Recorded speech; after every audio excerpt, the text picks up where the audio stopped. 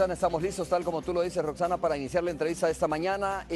Con unos minutitos de retraso, pero comprendemos el tema del tráfico vehicular. Astor Escalante está con nosotros, ex fiscal general de la República. Vamos a conversar precisamente, o comenzar a hablar, Astor, sobre esto que está haciendo la Fiscalía General de la República. Me parece que es un trabajo que muchos estaban esperando. El tema de las capturas por la Diego de Holguín. Ahora mismo conocimos esta madrugada también la captura de 16 personas vinculadas al tema del cártel de Texas. Entre ellos se habla de exdiputados del partido, de un partido político, del Partido de Conciliación Nacional. Se habla de un exdiputado y también de Horacio Ríos, que estarían siendo investigados en esta estructura. Incluso se habla de algunos empresarios. Pero bueno, lo que sí ya se ha materializado también es el tema de las capturas por la situación o por el caso de la Diego de Holguín, donde se habla de casos de corrupción. Ahora, Astor, muchas gracias por estar con nosotros. Bienvenido, un gusto tenerte aquí en los estudios como ex fiscal general de la República. Muchas gracias, Romeo, un gusto compartir contigo y con los televidentes. Astor, ¿cuánto tarda una investigación de esto? ¿Cómo se va configurando una investigación de este tipo como el caso de la Diego de Holguín o Monseñor Romero? Bueno, son investigaciones complejas, hay una cantidad de documentación que analizar, hay peritajes, hay diligencias, hay entrevistas de testigos que se van realizando, hay estudios técnicos que deben de profundizarse, hay interactuación, por así decir, entre fiscalía, jueces y Corte de Cuentas de la República, diferentes instituciones, y se lleva su tiempo, se lleva algún tiempo, pero yo creo que lo que en un momento determinado afecta que estos casos se resuelvan con prontitud, en ocasiones es el tema de los recursos. Qué bueno que... O la voluntad, podría ser también en algunos casos. O la voluntad, ¿verdad? Yo creo que es importante que las instituciones funcionen, las instituciones van dando van realizando las investigaciones y van sometiendo esas investigaciones al órgano judicial, y que sea desde luego el órgano judicial que vaya definiendo responsabilidades en los casos específicos. ¿Esta fiscalía está demostrando, Astor, a tu juicio, independencia? ¿Está mostrando fortaleza al entrarle a estos casos que estaban de alguna manera, digamos, archivados ahí? Yo creo que es importante la labor del fiscal general de la República. Yo he visto al fiscal general de la República muy ecuánime, muy contundente también cuando va a realizar una acción investigativa y cuando se va a hacer una promoción de la acción penal. Y creo que es fundamental para la sociedad, es decir, para que el país tenga claro y determine realmente quiénes son los que pueden haber cometido algunos hechos que lindan con la corrupción y que se sancionen tal como la Constitución lo establece. Astor, ¿qué sigue después de esto? ¿Qué procedimiento sigue? Porque están las capturas, obviamente, las órdenes de captura, pero hay que robustecer las pruebas, hay que indagar más sobre esto. ¿Se puede fortalecer más el trabajo de la Fiscalía en cuanto a este caso específico? Bueno, lo que continúa es que la Fiscalía, una vez hace las capturas, es decir, hay una orden administrativa de detención, o pueden existir también órdenes judiciales. Luego de eso hay 72 horas que tiene la Fiscalía para formular o presentar un requerimiento fiscal ante los jueces respectivos. Yo intuyo, yo me imagino que ya esos requerimientos deberán estar, si no terminados, pues solo les faltarán algunas, digamos, relaciones, y luego presentar ese requerimiento a los jueces del caso. Habría que ver qué carril utiliza el fiscal general de la República, los fiscales, si se va a presentar ante un juzgado de paz o si se va a presentar ante un juzgado especializado. Depende de la complejidad del caso y depende de la, digamos, calificación previa que el fiscal hace del caso, diciendo, por ejemplo, esto es delincuencia común o esto es crimen organizado, corrupción, etcétera. Y a partir de eso, entonces lo puede dirigir a un juzgado especializado, lo puede dirigir a un juzgado de paz. Es decir, esos son criterios claves que pueden servir para que al final estas personas sean condenadas o para que queden libres estas personas. No exactamente para que sean condenadas, porque lo que determina para que una persona pueda ser condenada o no, son lo que tú decías, es el elenco probatorio, son las pruebas que se van virtiendo en los momentos procesales oportunos. Los juzgados de paz, los juzgados de instrucción, en estricto sentido de la palabra, no son juzgados para producir prueba. La prueba se produce en una audiencia pública, en una vista pública o juicio. Mientras todo eso ocurre, el juez puede tomar determinaciones en relación a las personas señaladas. ¿Por qué los fiscales anteriores, Astor, no hicieron este trabajo? Bueno, yo pensaría que los casos no estaban absolutamente terminados. Por ejemplo, y voy a hablar de mi tránsito Como fiscal bastante general. efímero en la fiscalía. Yo estuve en la fiscalía de un mes de abril a un mes de septiembre, es decir, 5 o 6 meses como fiscal general en funciones en el año 2009. Y mientras tanto eso ocurre y mientras estuvo posteriormente el fiscal Romeo Barahona, la fiscalía continúa haciendo algunas investigaciones.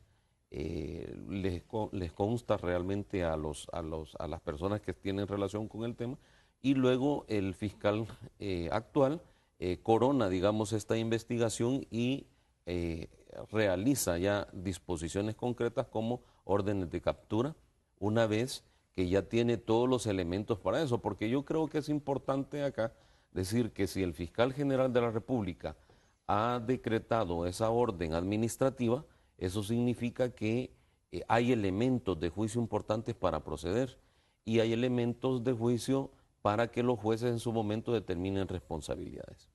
Astor, hay que continuar de cerca, obviamente, este proceso, ¿no? Pero yo te pregunto, y quiero escuchar tu opinión respecto a esto, si esto es como un caso cerrado, como tú lo decías, coronó la investigación del caso, ¿o crees tú que hay todavía personas, instituciones que deben de ser investigadas? Se habla y se reclama por parte de algunos sectores, por ejemplo, la no investigación de un exministro de Obras Públicas, ¿no? El señor David Gutiérrez, que, por cierto, el fiscal general de la República o la Fiscalía misma ha aclarado que no tiene una orden de captura, como sí la tiene Jorge Isidoro Nieto, por ejemplo. Lo que hay que ver son las evidencias específicas de esos procesos. Fíjate que aquí nosotros estamos bien dados a lo que es el morbo, al morbo político, al morbo social, a la rumorología, y no solo a eso, al chambre y a la difamación.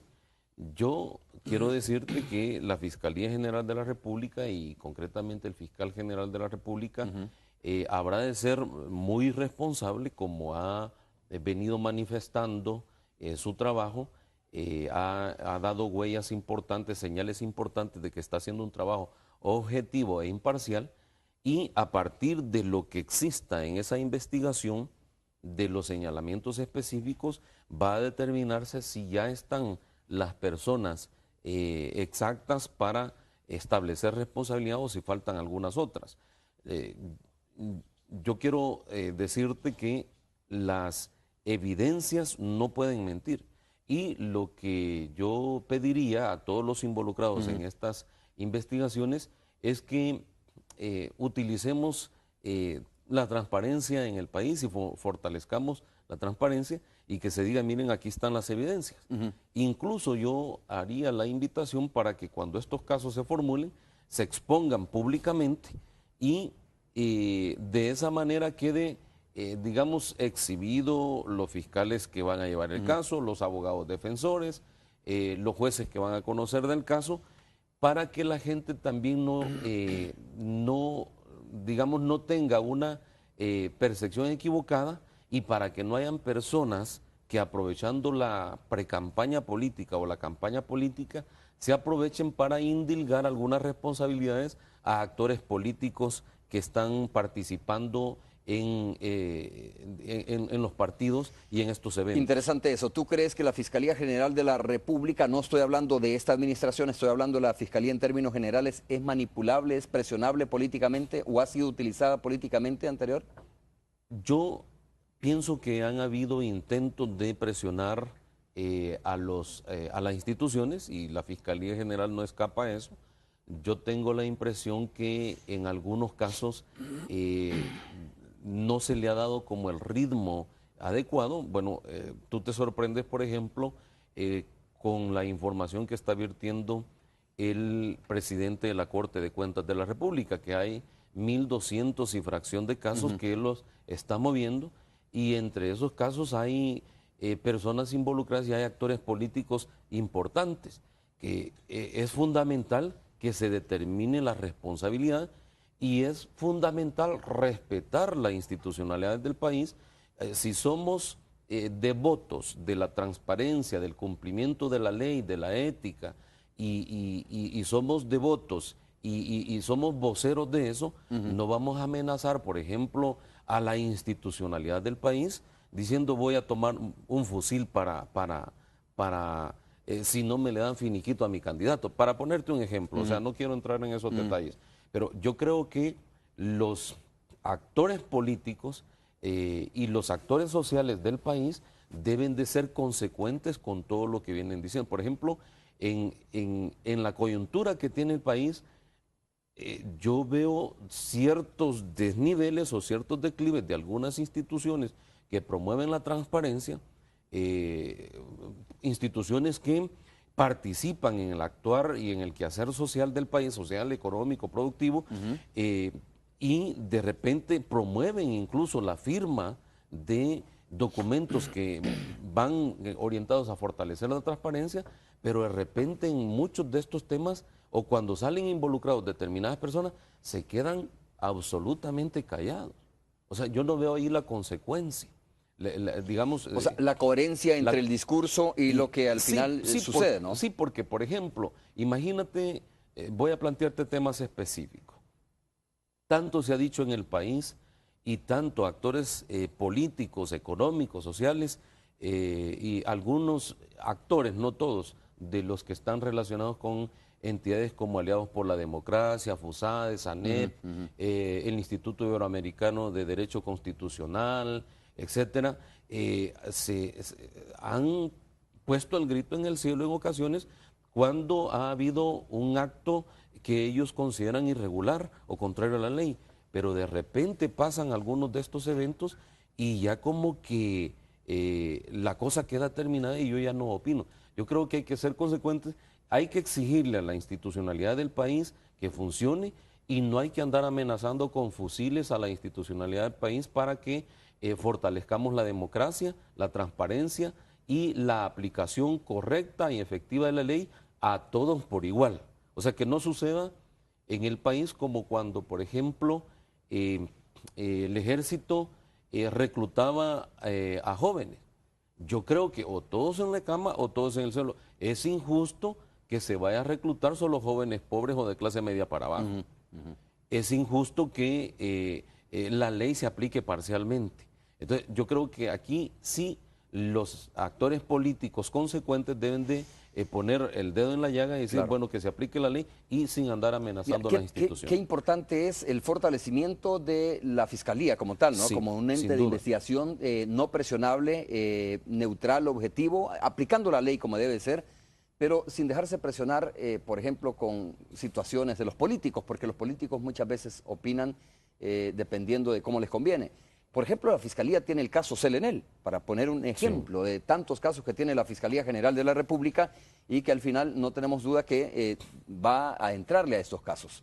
Hay que ver cómo va a ser la reacción, porque ahí, en ese caso de Selenel, hay también peticiones, personas señaladas de acuerdo a esta comisión de la Asamblea Legislativa, que no es vinculante, sino más bien que envió el informe al Fiscal General de la República, pero ahí está un caso como ese, donde también se va a poner a prueba la voluntad que puedan tener diferentes sectores de distintos partidos políticos en aceptar lo que venga o lo que investigue la Fiscalía General de la República o el mismo caso de la Corte de Cuentas de la República. Fíjate que ese ejemplo que tú has colocado es un ejemplo claro en donde la institucionalidad del país debe ser fuerte y debe de determinar responsabilidades y por supuesto defender los intereses del país, independientemente de quiénes sean las personas involucradas. Yo creo que aquí cuando se dice están jugando con mi imagen o tiene una pretensión política, ya lleva desde luego como la intencionalidad de tratar de frenar una investigación que es importante para el país. Creo que debe de esclarecerse absolutamente todo.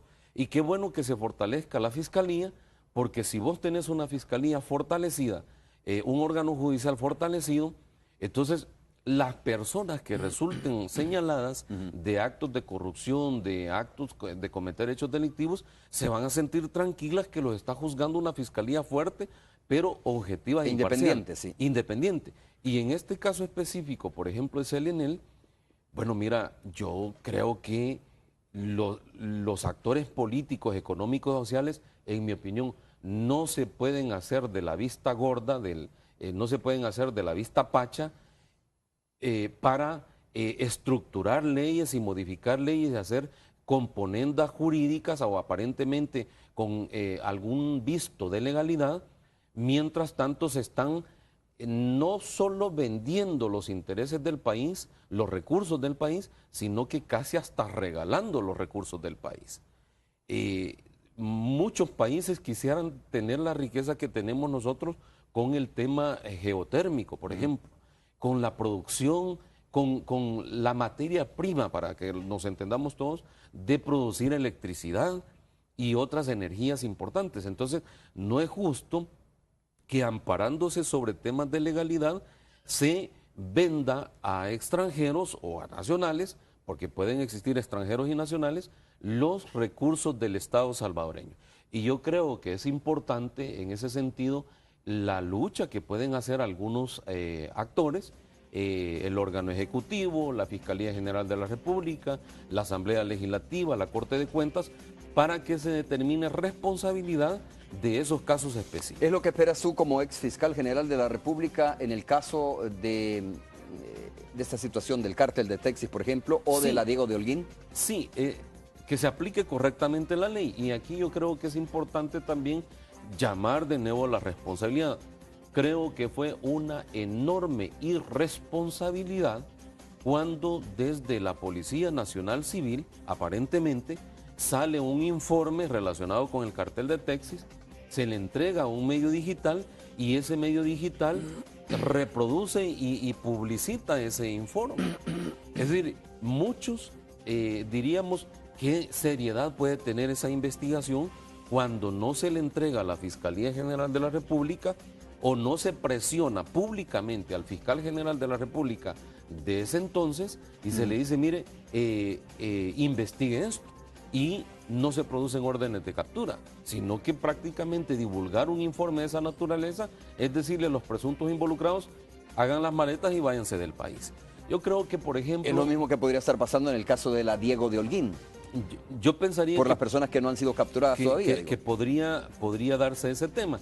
Y creo que es importante que las personas que están siendo señaladas que establezcan sus esquemas de defensas y en forma transparente diluciden estos procesos.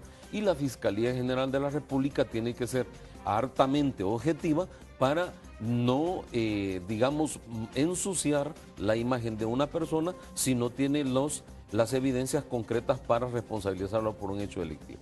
Muy bien, vamos a hacer una pausa comercial. Astor Escalante, pues obviamente tiene experiencia en el tema de la Fiscalía General de la República y a veces es importante, es importante escuchar esto para que tú nos digas, nos des tu opinión, Astor, de cómo tiene que hacer un fiscal o cómo hace un fiscal para separar lo que es ruido, ¿no?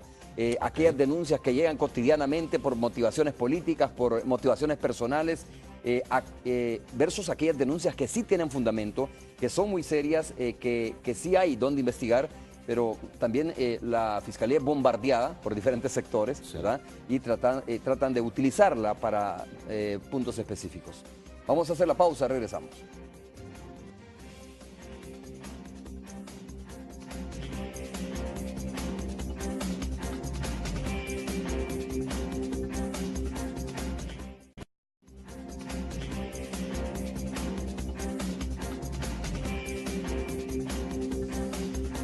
Estamos de regreso conversando con Astor Escalante, ex fiscal general de la República. Para poner más o menos en contexto lo que quiero escuchar o la opinión que quiero escuchar de Astor Escalante, hay que decir lo siguiente, ¿no? En el pasado, en, digo, administraciones anteriores, no sé si en esta también está sucediendo, pero está evidentemente demostrado que en administraciones anteriores, las instituciones del Estado, como la misma Corte de Cuentas de la República, la misma Fiscalía General de la República y otras instituciones fueron utilizadas políticamente.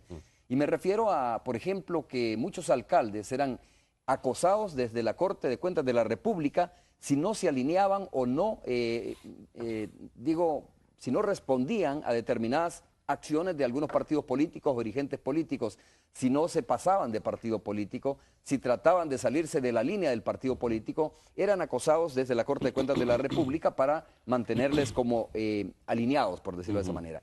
Eso es lo que no quiere este país, creo yo, Astor. Eso es lo que demanda la sociedad de alguna manera, de que haya instituciones independientes y transparentes y no manoseables o presionables.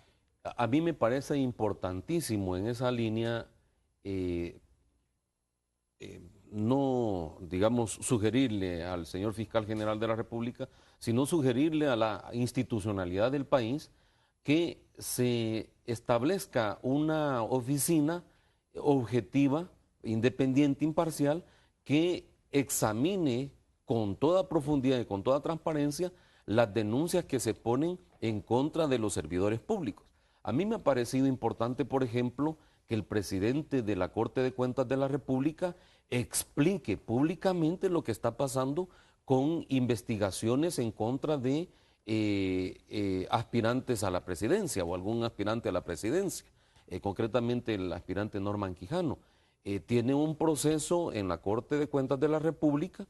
Hay un tema que en derecho penal tiene una calificación específica, se llama en derecho penal, en el Código Penal se llama malversación, y ese tema está siendo estudiado y analizado por la Corte de Cuentas de la República. Me parece importante que el presidente de la Corte de Cuentas de la República no se va a dejar presionar ni por los que quisieran ver complicado al doctor Norman Quijano, ni por los que estén defendiendo al doctor Norman Quijano, porque en esta clase de situaciones se forman bloques importantes en donde en ocasiones, espero que no sea este el caso, quien tiene más posibilidades es aquel que tiene más recursos, el que tiene más incidencia, más influencia, más capacidad de lobby, y hay desde luego cantidades enormes de dinero que en ocasiones se ponen a rodar para, no estoy diciendo comprar personas, pero sí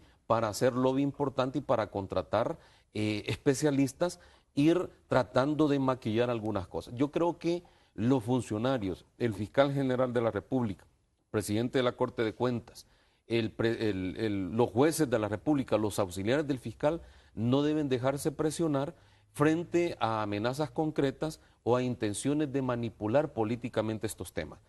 Creo que el que tiene responsabilidad, que responda, valga la posible redundancia, y que aclare su situación. En ocasiones se ha dado lo que tú dices.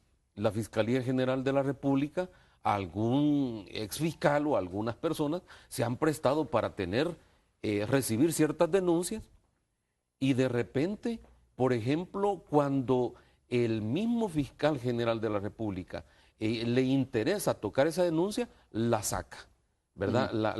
La expone.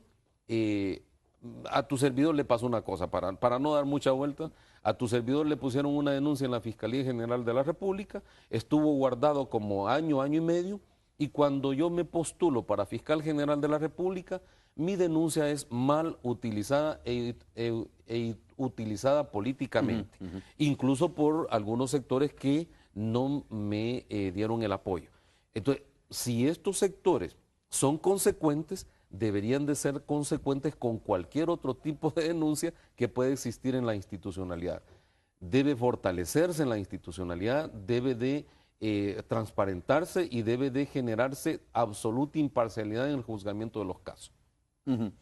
Astor, voy a aprovechar tu presencia también para hablar de este tema porque me parece que queda muy claro. Yo creo que es el objetivo general en términos de sociedad salvadoreña, de que haya instituciones independientes con la fortaleza necesaria, con la robustez necesaria, y que al final las presiones políticas pues sean nada más eso, ¿no? Que no terminen de alguna manera influyendo las decisiones que puede tomar en el marco de la Constitución un fiscal general de la República o un presidente de la Corte de Cuentas de la República, que al final este último es un ente colegiado.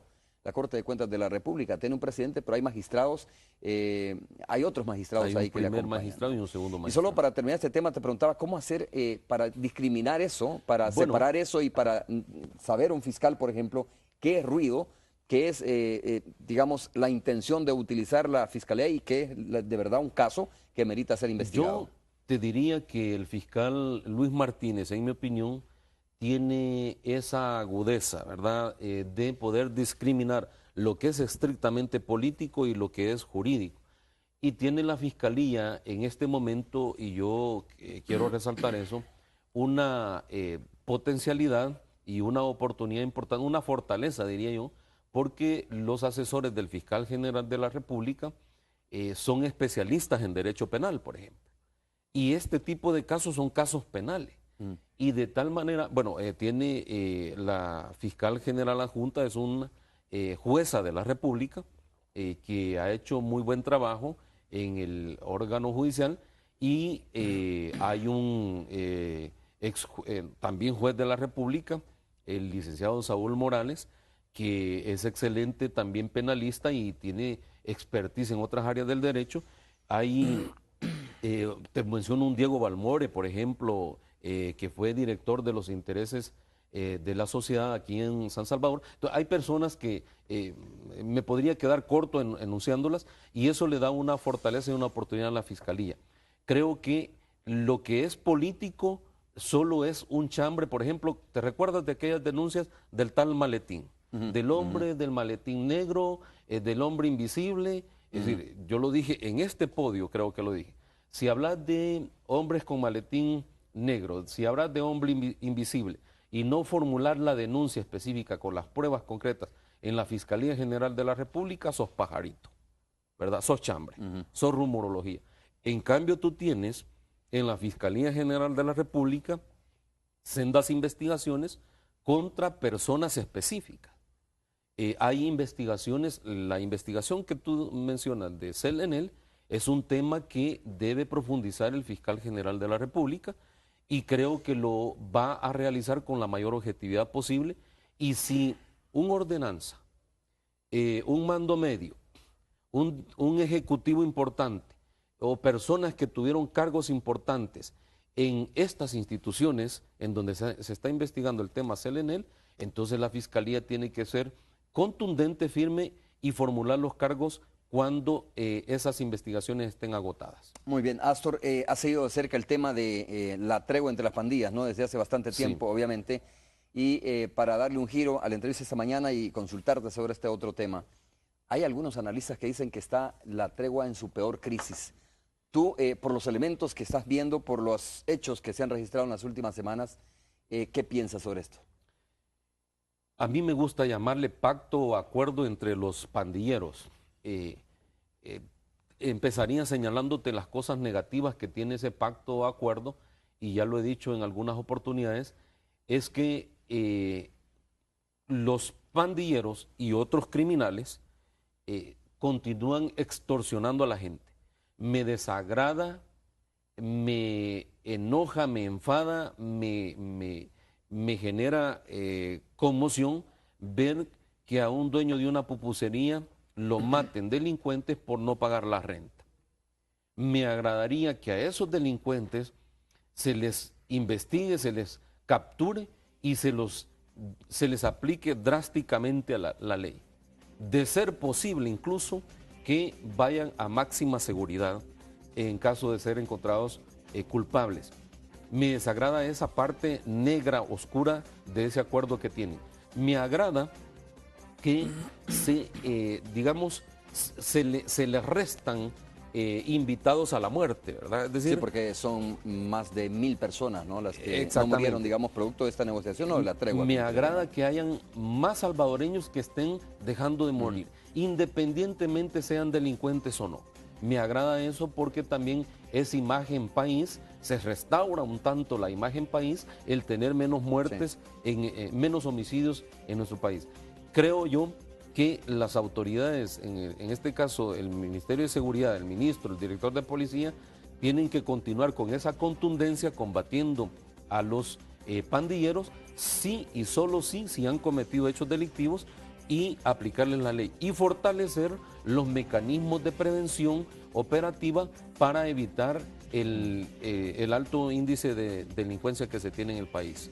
Vamos a hacer una pausa comercial, Astor. Vamos a ir antes con Cristóbal Ayala. Se encuentra en la carretera Antigua a Santo Tomás. Ahí hay un bloqueo de esta arteria. No es tan principal, pero también transitan muchos vehículos por esa zona. Cristóbal, adelante, te escuchamos. Real Rent Car presenta el reporte del tráfico.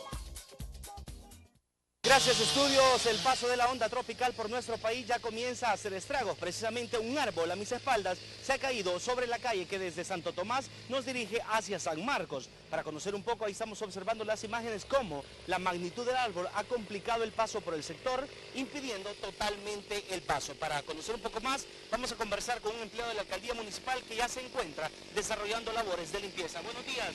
Buenos días. La magnitud del árbol, entiendo que le va a llevar mucho tiempo. Generalmente ese árbol nos va a llevar por lo menos un día si tenemos más equipo para talarlo. Como el señor Efraín Alfonso Cañas, el alcalde municipal de Santo Tomás, nos mandó un mensaje que quería que viniéramos a ver qué podíamos hacer nosotros en esta calle. Pues viendo la magnitud del árbol, por lo menos un día con unos buenos equipos, porque esto es muy pequeño, entonces tenemos que conseguir equipos más grandes para poderlo talar. ¿Ya pensaron en la posibilidad de auxiliarse con otras alcaldías aledañas? Sí, vamos a pedirle ayuda a la hermana alcaldía de San Marcos. Espero que hagamos los contactos pertinentes para que ellos también nos vengan a colaborar para desalojar todo lo que está saliendo de este árbol que se ha caído. En el caso, la población, los vecinos que habitan Santo Tomás, Santiago Texacuango y todos esos sectores, ¿cómo están haciendo? ¿Por dónde estarían saliendo? Están tomando rutas alternas ahorita. Por lo menos tenemos una ahí por la calle de Rico, esa sería una. La otra está tomándose por las rutas aledañas que tiene Santo Tomás, una que puede pasar ahí por el mercado de Santo Tomás, y la otra venirse por toda la autopista. Un día entonces, por lo menos, para despejar la zona. Por lo menos un día y teniendo más equipos para poderlo talar todo. Muchas gracias, maestro. Ya lo escuchó usted, parte de la información que tenemos a este momento, un árbol caído, obstruyendo completamente el paso. Como podemos observar, ya algunos vehículos ya están buscando sectores aledaños, como bien lo decía el empleado de la alcaldía, para despejar la zona y transitar hacia el centro de la capital. Arriba, como podemos observar, la autopista Comalapa, también bastante tráfico a esta hora, precisamente a eso aunado al árbol que se ha caído. Eso es parte de la información que tenemos hasta el momento. Regreso la señal hasta los estudios principales. Adelante. Real Rent Car presentó el reporte del tráfico.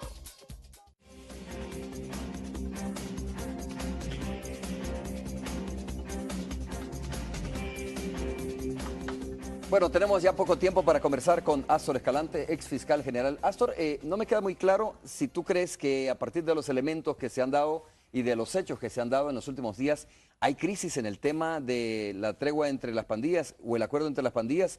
Una cosa es lo ideal, ¿no? Que debería suceder, que no haya extorsiones, pero bueno, sabemos que es un modus vivendum que todavía se da.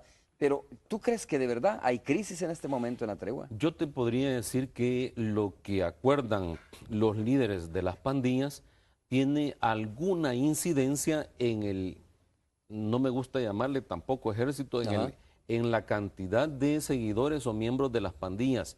Tiene incidencia importante, pero no tiene una incidencia total y absoluta. Cada pandillero es dueño de su vida loca y por eso es que los pandilleros... el promedio de pandilleros, es duro decir esto, pero te andan muriendo a los 25, 30, 35 años con mucho. La suerte del pandillero es la cárcel, el cementerio o el hospital. Aquí el énfasis, Romeo, en mi opinión, no se debe de poner en la suerte o no del éxito de ese acuerdo. El impacto que se debe de colocar y el énfasis que se debe colocar es localizar las armas hurtadas, robadas, las armas que están en poder de los delincuentes, desesperar a la delincuencia en el sentido de quitarle los medios de operatividad. Las democracias de los países avanzan a veces con lentitud. Fíjate que la ley de extinción de dominio, por ejemplo, que incluso para este tipo de casos que se están investigando en la actualidad, en el tema de CLNL, y otros temas importantes, sería un instrumento fundamental para la Fiscalía. Esa propuesta tu servidor la hizo, la empujó en el año de 2007, 2006, y todavía está en la Asamblea Legislativa y no se aprueba la ley de extinción de dominio, que significaría quitarle los bienes a los delincuentes y con esos bienes combatirlos. Sobre todo el crimen organizado, ¿no? Y sobre todo al crimen organizado. Entonces tenemos que dar pasos importantes para neutralizar la delincuencia, quitándole los medios de operatividad que ellos disponen. Ok.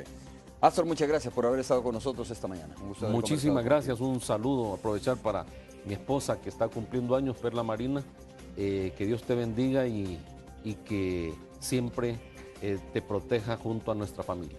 Muy bien, muchas gracias. Vamos a hacer una breve pausa, regresamos. Ahora tú también puedes ser dueño. Fede Cases presentó